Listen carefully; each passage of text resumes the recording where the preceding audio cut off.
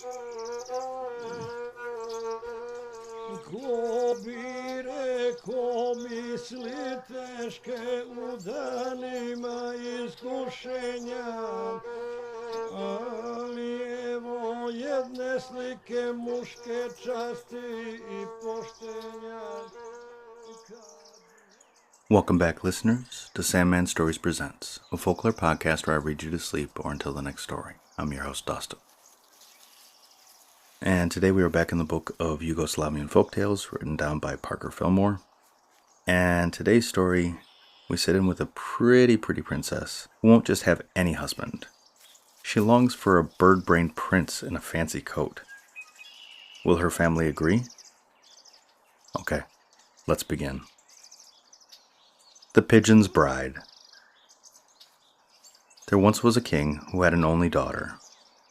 She was as lovely as a princess ought to be, and by the time she reached marriageable age, the fame of her beauty had spread over the world.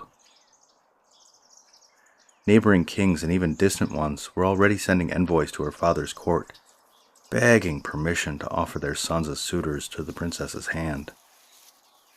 As he had no son of his own, the princess's father was delighted that the day was fast approaching when he might have a son-in-law. And long before even the name of any particular prince was discussed, the princess's mother had planned the wedding down to the last detail. The princess alone was uninterested. "I'm not ready to get married yet," she'd say to her parents every day when they'd start telling her about the various princes who were anxious to gain her favor. "Why such haste? I'm young and there's plenty of time. Besides, just now, I'm too busy with my embroidery to be bothered with a crowd of young men." With that, before the king could reprove her, the princess would throw her arms about his neck, kiss him under the corner of his mustache, and go flying off to the tower room where she had her embroidery frame. Her mother, the queen, was much upset by the princess's attitude. "In my youth," she said, "girls were not like this. We were brought up to think that courtship and marriage were the most important events in our lives. I don't know what's getting into the heads of the young girls these days." But the king, who was still smiling from the tickling little kiss which the princess planted under the corner of his mustache, always answered, "Tut, tut, we needn't worry yet. Take my word for it. When some particular young man comes along, she'll be interested fast enough." At this, the queen, ending the discussion every day with the same words, would shake her head and declare, "I tell you, it isn't natural for a girl to be more interested in embroidery than a long line of handsome young suitors." The princess was interested in her embroidery. There was no doubt about that. She spent every moment she could in the tower room, working and singing. The tower was high up among the treetops, so it was reached by winding stairs so narrow that no one older than the princess could care to climb them. The princess flew up them like a bird, scarcely pausing for breath. At the top of the stairs was a trap door, which was the only means of entrance to the tower room. Once in the tower room, the bolt of the trap door was securely fastened, and the princess was safe from interruption and could work away at her embroidery to her heart's content. The tower had windows on all sides, so the princess, as she sat at her embroidery frame, could look out to the north, the east, the south, and the west. Clouds sailed by in the sky. The wind blew, and at once leaves in the treetops began murmuring and whispering amongst themselves. And the birds that went flying all over the world would often land on a branch near the tower and sing to the princess as she worked, or chatter some exciting story that she could almost understand. "What?" the princess would think to herself as she looked out north, east, south, and west. "Leave my tower and my beautiful embroidery to become the wife of some conceited young man? Never!" From this remark you can understand perfectly well that the particular young man of whom her father spoke had not yet come along. And I'm sure that you'll also know that shutting yourself up in a tower room and bolting the trap door was not going to keep him away when it was time for him to come. Yet I don't believe that you'd recognize him when he did come, any more than the princess did. This is how it happened. One afternoon, when as usual she was working at her embroidery and singing as she worked, suddenly there was a flutter of wings at the eastern window, and a lovely pigeon came flying into the room. It circled 3 times about the princess's head and then landed on the embroidery frame.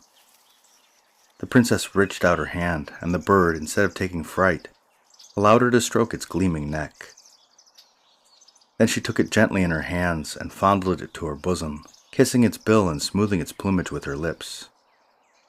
"You beautiful thing," she cried. "How I love you."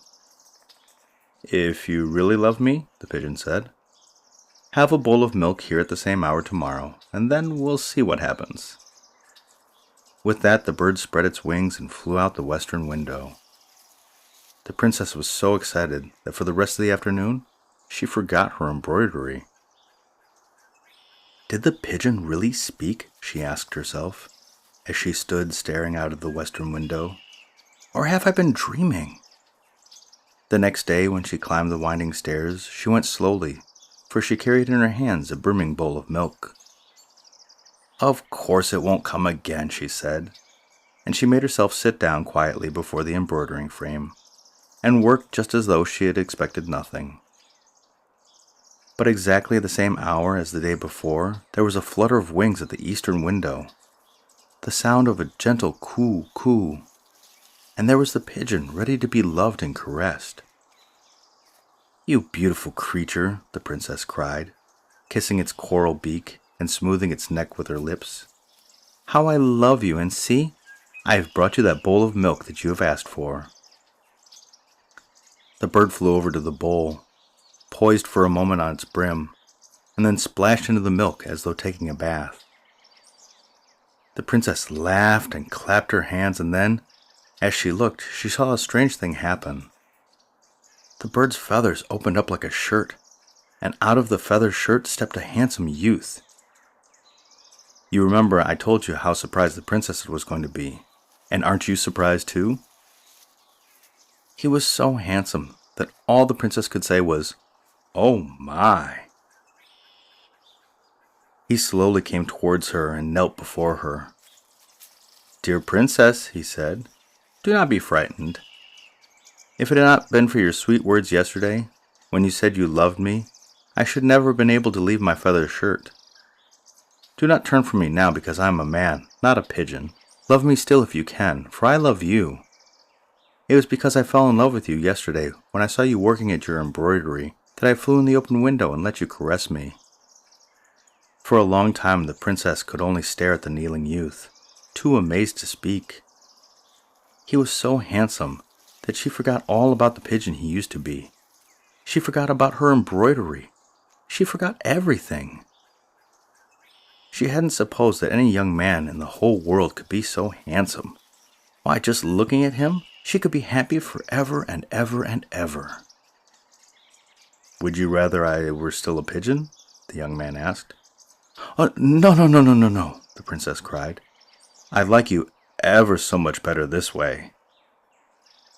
The young man bowed his head deeply and kissed her hand, and the princess blushed and trembled and wished that he would do it again. She never imagined that any kiss could be so wonderful. They passed the afternoon together, and it seemed to the princess that it was the happiest afternoon of her whole life. As the sun was sinking, the youth said, "Now I must again leave you and become a pigeon again." "But you'll come back, won't you?" the princess begged. "Yes, I'll come back tomorrow, but on one condition, that you don't tell anyone about me. I'll come back every day at the same hour, but if you ever tell anyone about me, then I won't be able to come back anymore." "I'll never tell," the princess promised. Then the youth kissed her tenderly, dipped himself in the milk, and went back off in his feather shirt and flew off as a pigeon. The next day he came again, and the next, and the next, and the princess fell so madly in love with him that all day long, and all night long too, she thought of nothing else. She no longer touched her embroidery, but day after day just sat idle in the tower room, waiting for the hour of his arrival. And every day it seemed to the king and queen, and to all the people in the court, that the princess was becoming more and more beautiful. Her cheeks kept getting pinker, her eyes brighter, and her lovely hair more golden. "I must say, sitting at that foolish embroidery agrees with her," the king said. "No, it isn't that," the queen told him. "It's the big bowl of milk she drinks every afternoon. You know how milk is good for the complexion." "Milk indeed," murmured the princess to herself, and she blushed rosier than ever at the thought of her wonderful secret. But a princess can't keep growing more and more beautiful without everybody in the world hearing about it. The neighboring kings began to feel angry and suspicious. "What ails the princess?" they asked amongst themselves. "Isn't one of our sons good enough for her? Is she going to wait for the king of Persia to come as a suitor too, or what? Let us stand together on our rights and demand to know why she won't consider one of our sons." So they sent envoys to the princess's father, and he at once saw that the matter was becoming serious. "My dear," he said to the princess, "your mother and I have humored you long enough. It is high time that you had a husband, and I insist that you allow some of the sons of neighboring kings to be presented to you next week." "I won't do it," said the princess. "I'm not interested in the sons of neighboring kings, and that's all there is about it." Her father looked at her severely. "Is that the way for a princess to talk? Persist in this foolishness, and you may embroil your country in war." "I don't care," the princess cried, bursting into tears. "I can't marry any of them, so why let them be presented?" "Why can't you marry any of them?" "I just can't," the princess insisted.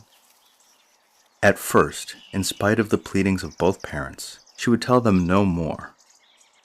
But her mother kept questioning her, until at last, in self-defense, the princess confessed that she had a true love who came to her in the tower every afternoon in the form of a pigeon. "He's a prince," she told them, "the son of a distant king. At present, he is under an enchantment that turns him into a pigeon. When the enchantment is broken, he is coming as a prince to marry me." "My poor child," the queen cried, "think no more of this pigeon prince. The enchantment may last 100 years, and then where will you be?" "But he is my love," the princess declared, "and if I can't have him, I won't have anyone." When the king found that nothing they could say would ever move her from her resolution, he sighed and murmured, "Very well, my dear. If it must be so, it must be. This afternoon when your lover comes, bring him down to me that I may talk to him." But that afternoon the pigeon did not come, nor the next afternoon, nor the next, or the next. And then, too late, the princess remembered his warning that if she ever told about him, he would never come back. So now she sat in the tower room, idle and heartbroken, reproaching herself that she had betrayed her lover, and praying God to forgive her and send him back to her.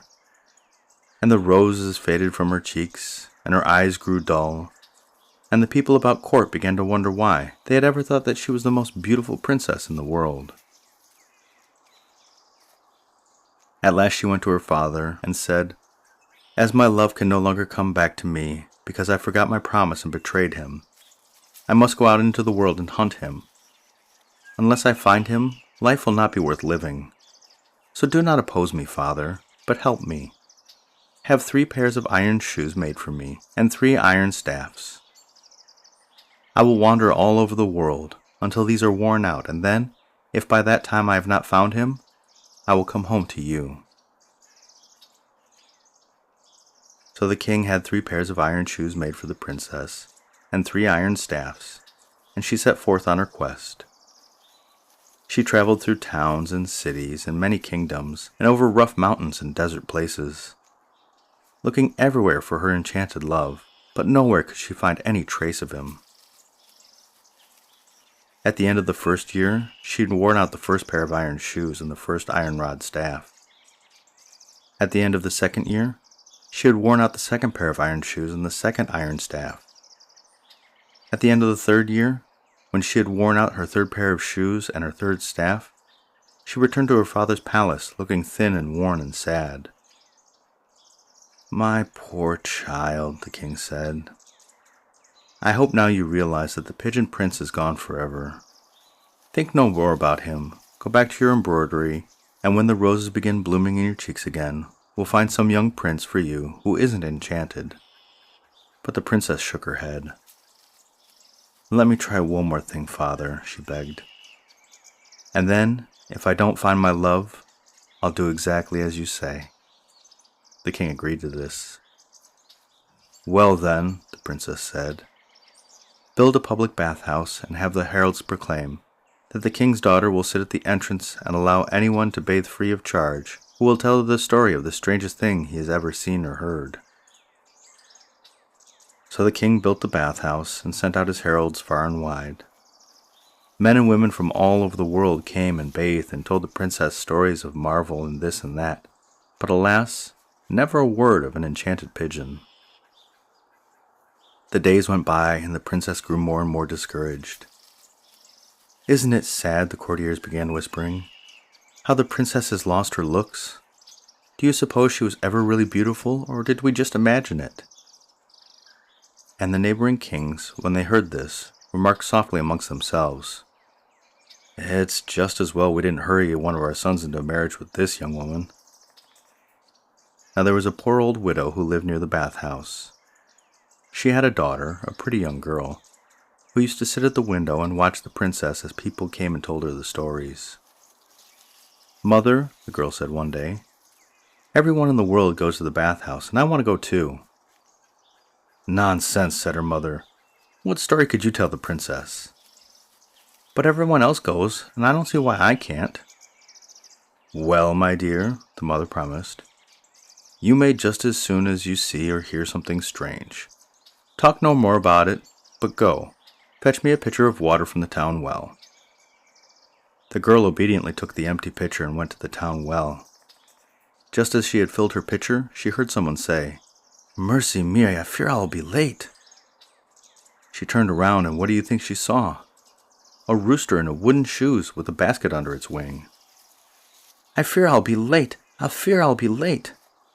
The rooster kept repeating as he hurried off, making funny little clatter with his wooden shoes. "How strange," the girl thought to herself. "A rooster with wooden shoes? I'm sure the princess would love to hear about him. I'll follow him and see what he does." He went to a garden where he filled his basket with fresh vegetables, with onions and beans and garlic. Then he hurried to the little house. The girl slipped in after him and hid behind the door. "Oh, thank goodness I'm on time," the rooster murmured. He put a big bowl on the table and filled it with milk. "There," he said, "now I'm ready for them." Presently, 12 beautiful pigeons came flying in by the open door. 11 of them dipped in the bowl of milk, and their feather shirts opened, and out stepped 11 handsome youths. But the 12th pigeon perched sadly on the windowsill and remained a pigeon. The 11 laughed at him and said, "Poor fellow, your bride betrayed you, didn't she? So you have to remain shut up in your feather shirt while we go off and have a jolly time." "Yes," said the 12th pigeon. "She broke her promise, and now she goes wandering up and down the world hunting for me. If she doesn't find me, I'll never escape the feather shirt, but I shall have to fly about forever as a pigeon. But I know that she will find me, for she will never stop until she does. And when she finds me, then the enchantment will be broken forever and I can marry her." The 11 youths went on laughing arm in arm out of the house, and in a few moments the solitary pigeon flew after them. Instantly the girl slipped out from behind the door and hurried home with her pitcher of water.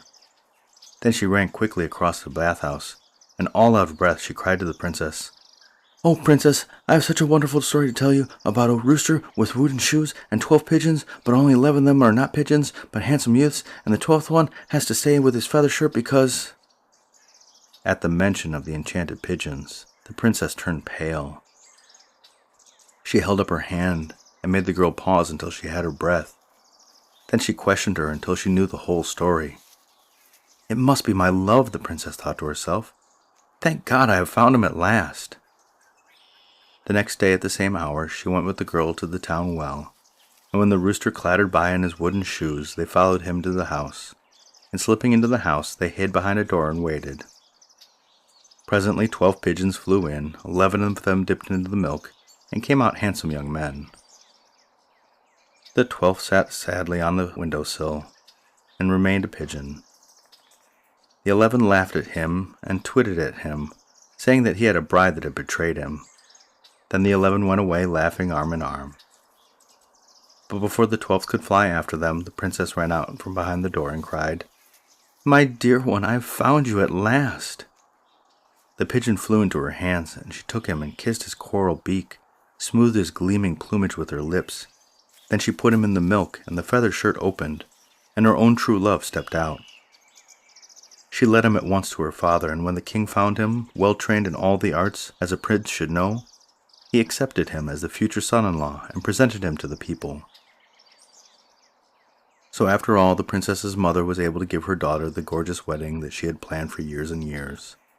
Preparations were begun at once, but the queen insisted on making such vast quantities of little round cakes and candied fruits and sweetmeats of all the kinds that there were 3 whole months before the wedding actually took place.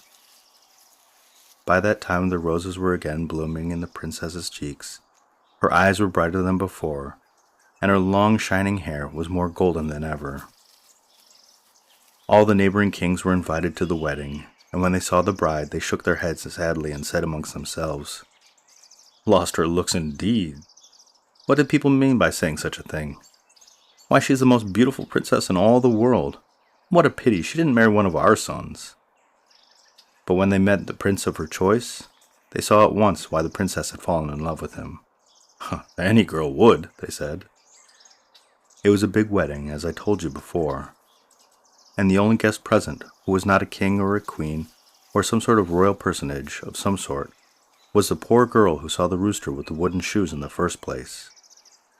The queen, of course, had wanted only royalty, but the princess declared that the poor girl was her dear friend, and she would have to be invited. So the queen, when she saw that the princess was set on having her own way, had the poor girl come to the palace before the wedding, and decked her out in rich clothes, until people were sure that she was some strange princess whom the bride had met in her travels. "My dear," whispered the princess as they sat down beside each other at the wedding feast, "how beautiful you look." "But I'm not as beautiful as you," the girl said. The princess laughed. "Of course not. No one can be as beautiful as I am, for I have the secret of beauty." "Dear princess," the poor girl begged, "won't you tell me the secret of beauty?" The princess leaned over and whispered something in the poor girl's ear. It was only one word: happiness. The end.